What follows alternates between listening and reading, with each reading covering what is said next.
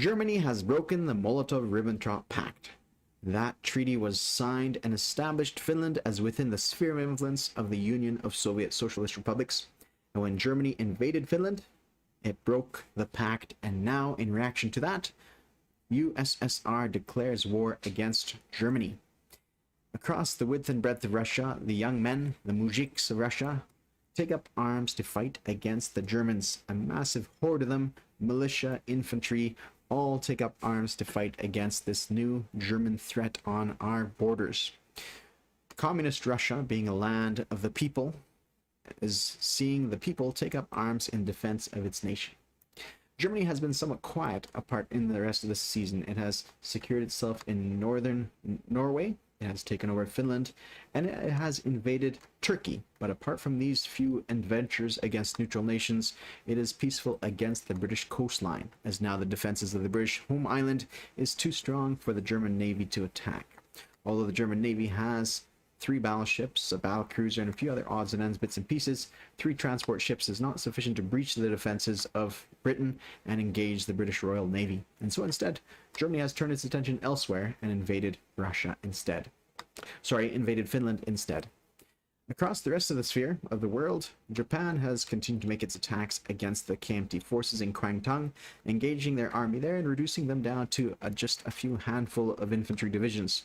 It had bombed the railway junction between Hong Kong and Kwangtung, and therefore Lend-Lease can no longer flow into Kwangtung.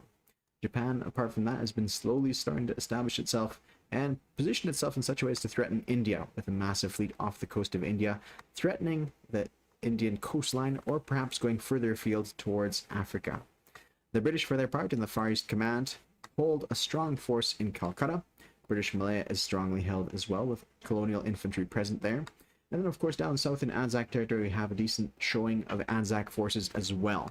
Things are quite defended across all fronts, and one wonders which direction Japan will launch its attacks. It has a few options in front of itself, but with the conclusion of battles against the Kwangtung people, or the KMT forces, perhaps they'll turn their attention towards the CCP, or perhaps further afield towards the Allies on other shores. The Italians keep their peace in Africa and in the Mediterranean. All is still. They've gathered themselves off the coast of northern Algeria, and the Vichy fleet joins them. Perhaps this is in anticipation of the Allies maybe declaring war against the Vichy, which would mean that there would be a massive fleet that could defend together against any potential invasion. The Italians also begin to pull some troops from northern Italy towards Africa in different parts of the world and into Sardinia as well, and the anticipation is that at some point they might launch to hold on to some more holdings in the Mediterranean Sea. As we've mentioned, the British islands are quite held, but also Gibraltar and Cairo are strong points of defense, something that the Italians will be hard pressed to crack, but the British islands themselves are quite heavily defended, and although their factory in London is damaged, between the British Royal Navy and what forces they have in England, they'll have more than enough to repel any assault against their shores. And with the Americans rapidly increasing towards a wartime production, with significant improvements in this last turn, with a full 12 points of economic increase, they are now quite in a position to threaten both the Pacific Oceans as well as assist in the Atlantic as well. In the Pacific Ocean, the Americans have begun their movements and moved some fleet away out of the Philippines and looking to be heading towards Hawaii. And that is the news this past season. Hello friends and gamers, my name is Jinx, and we're looking at, I believe it is turn number 10, which makes it January 1941. Let's dive into the turn proper with some tech rolls. So last time we didn't roll for the Molotov-Ribbentrop Pact, so we have that saved from the previous turn. We gave ourselves a little bit of money for that, but with the end of the pack now, there's, we still get to roll twice for these guys, right? But once for the past turn and once for this coming turn here. So let's roll for our tech. I've circled 4 tech that we're researching this turn, starting with, let's do the Molotov-Ribbentrop Pact for last turn. Need a 7 or up. A 1. That's what it was before. Suspicious. Okay, let's roll for this time. If that was a 1, I would have been very shocked. Okay, a 7, and we managed to go up. Next, we go for this one, which is Improved Factories. 4. That would have been really nice to hit. Then we do this one, Jet Fighters. A 2, which is Miss. We've had very poor luck, but this one moves up. So strategic rockets were up to stage 3, so doing quite nice there. 2 tech rolls out of 5. that's not horrible. Now we have gone to wartime income, so we've, at the end of the turn we'll be collecting for Mongolia as well as our holdings in Iran and Iraq. So that brings us up to 55 versus the Germans 57. Plus we get our wartime bonus down here. Which ones are ours? This one here. Maybe Lend-Lease and maybe Propaganda. We'll have to see what the enemy has for us to say, but I'm assuming we're not getting Molotov-Ribbentrop Pact anymore.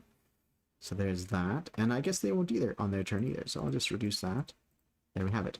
So we'll see how that goes. I'll have to address my allies to see what they're going to do. Maybe we could arrange some sort of Lend-Lease agreement where they mutually benefit with $1 apiece. Something like that. Okay, turning our attention to the CCP first of all. As I said, we have a lot of money to spend. We have a whole 121, and that works out to, when it comes to the militia, it works out to 76 militia. It works out to 20 infantry with 1 Lend-Lease and 1 free international brigade. Sorry, maybe not 20. That's 18 infantry, 19 factory slots, including the CCP Lend-Lease, and 2 anti-aircraft guns. So 21 for all our factory slots. The CCP are getting 2 infantry and 1 militia. So that's their $11. Sorry, that's their $8 spent. This Lend-Lease is being counted for there, and that's $121. And since we have discount of $1 for every infantry unit, so we save quite a bit of money. At least 76 plus 18 there, so that's quite a bit of money. Plus 19, that is. So yeah, good stuff. Let's start with the CCP. With their combat moves, they're doing 1 combat move over here with the infantry, 2 cavalry. Sorry, make that 4 cavalry and infantry coming in from all parts towards Tibet. So we'll roll that one out. I haven't prepared the dice, so that will be 1 of those dice, and then let's say 4 red ones. So the reds are going to be rolling out 5s, and the blacks will be rolling 1. So we'll see what the results are. 1 success, that's to be expected. And the enemy, I'm going to roll, the red will be a 2, and the black will be a 5. So miss for their part, and so they take away their cavalry. Now we go into round 2 for us. Roll these ones again. And that's a miss on our side, and their infantry, or their mountain infantry rolls, trying to hit a 5 with a miss. Going into round 3, roll. And that's a miss for us, and their mountain rolls with an 11. And now we roll again for round 4. It's got to be a hit eventually. And the enemy rolls 5 or less. Almost succeeds on that one, but misses. Going into round 6. Nothing. And a hit, so they take off 1 of our infantries.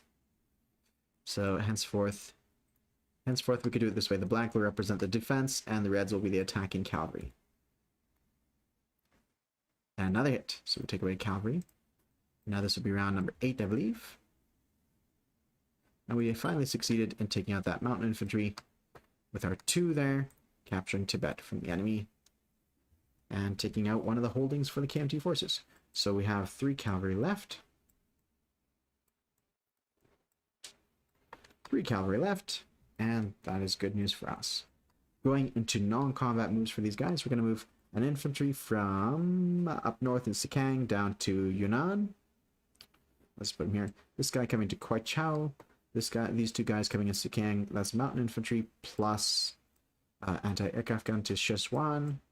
And we have a mountain infantry from Szechwan to Shanxi. And we have anti-aircraft gun coming up to Suyan up here.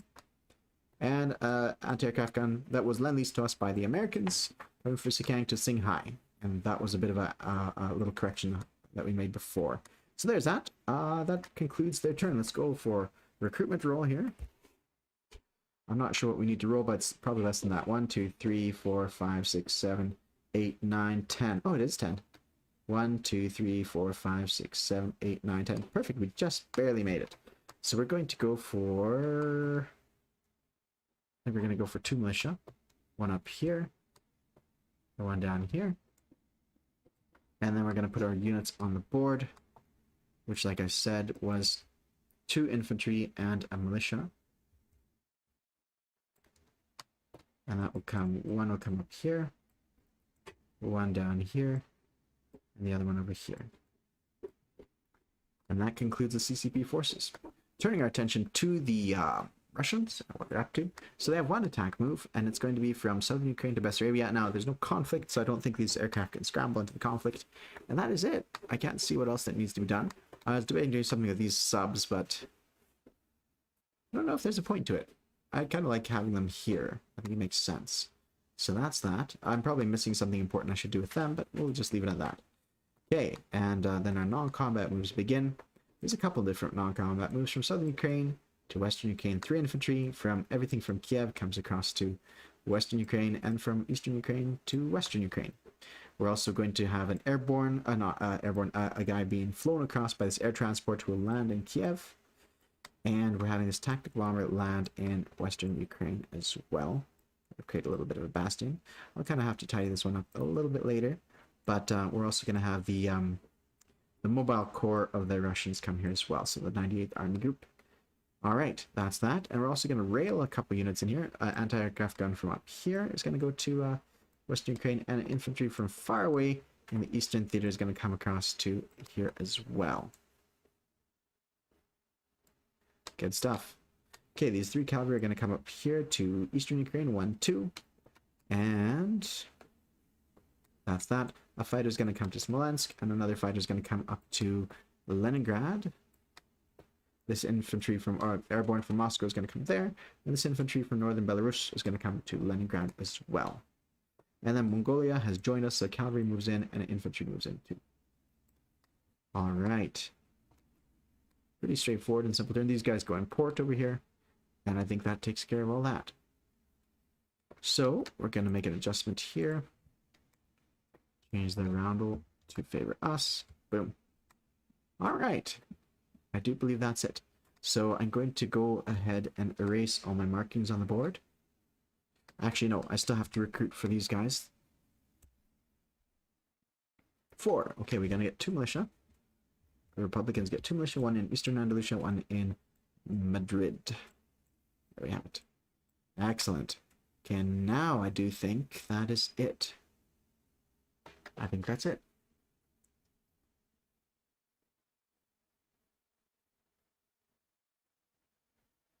Yeah, I think that's it. So I'm going to go ahead and, you know what? I'm not going to erase these lines just yet, because I have a few dudes to put on the map.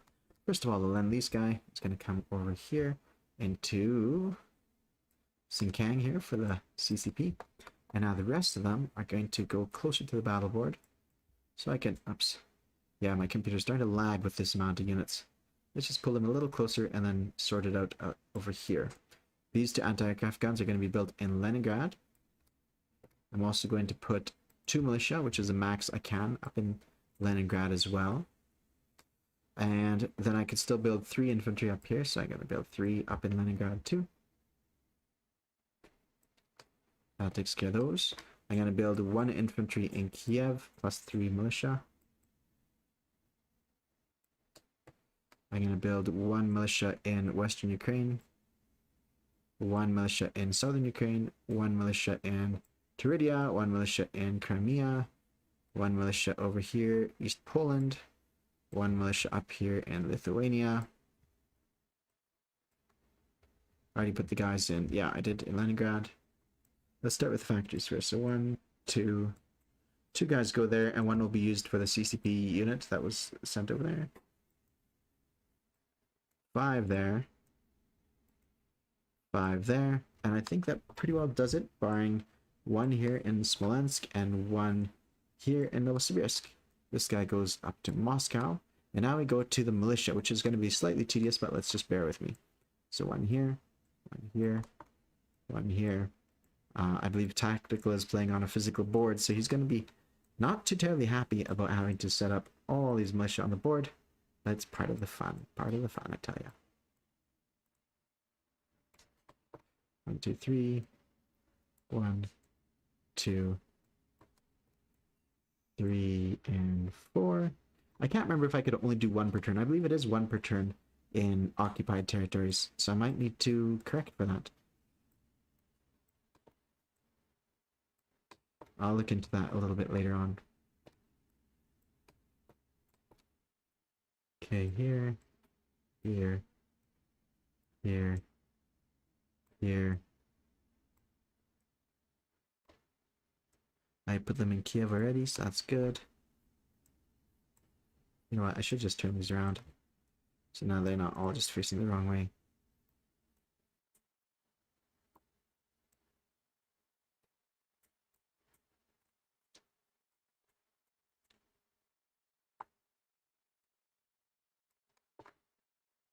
Yes, so witty commentary. Let's see. Um, Things are going well for Russia so far, but of course the big invasion hasn't occurred just yet. It'll be fun to see how that cracks open. I do enjoy playing Russia because they are unique in the ways of defense, right? Like it's a little bit of a chess match where you analyze the problem and you make a move to try to put your enemy in a position where they have to retreat or not, and hopefully they do, and then you start to gain ground, and at some point things culminate where somebody feels that they're strong enough to challenge, and then they launch ahead into a fairly larger attack. So that's kind of a fun thing to play around with. Yeah, I enjoy that. I also do enjoy playing the Axis as well, just for the same reasons. Germany's kind of fun for that. Italy's different in its way of just, the fun thing with Italy is waiting for the right time for the moment to strike, when everything is at its peak and you're not sure if you're gonna hit at the right moment or if it's gonna be a little bit later on. So that's always kind of fun to see. Trying to get it right and timing everything right to maximize it, and then threat projection, trying to be a utility to your allies. Okay, so let me look up the militia rules over here. Here we go. Because I do believe that there's limitations on where you could put them on the map. Legion, Marines, Infantry, Militia. Okay. Max of 1 per zone and non-urgent land zone. So that means this guy can't go there. So in that case, I think I'll just put in... I didn't put any in Moscow yet. Did I miss Moscow in my original calculations? I must have. So I'll just grab some guys from the backwoods.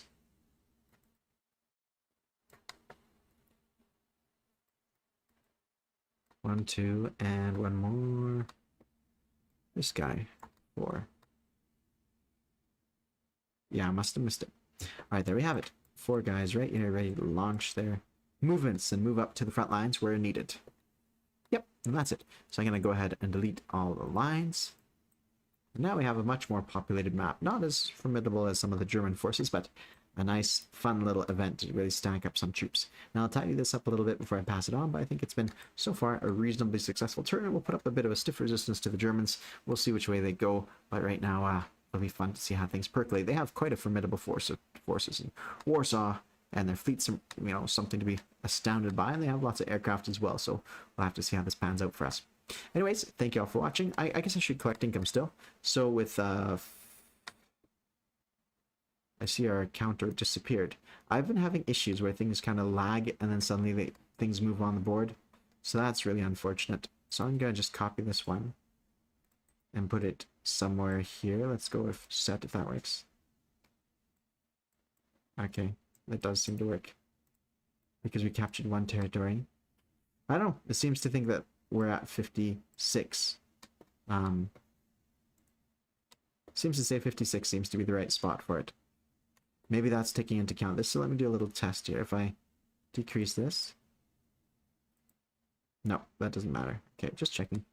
All right, so I'm going to go ahead and give myself $3 for now. So 56 plus 3. So that's 59, and I'll approach my allies to see if they're willing to grant me the extra bucks. Yeah. 59 bucks to spend on the next turn. Alright, everybody, thank you all for watching, and the next player up will be the Japanese, which is Shadow, tackling this Japanese problem of who to engage next. Should they go for the Dutch East Indies?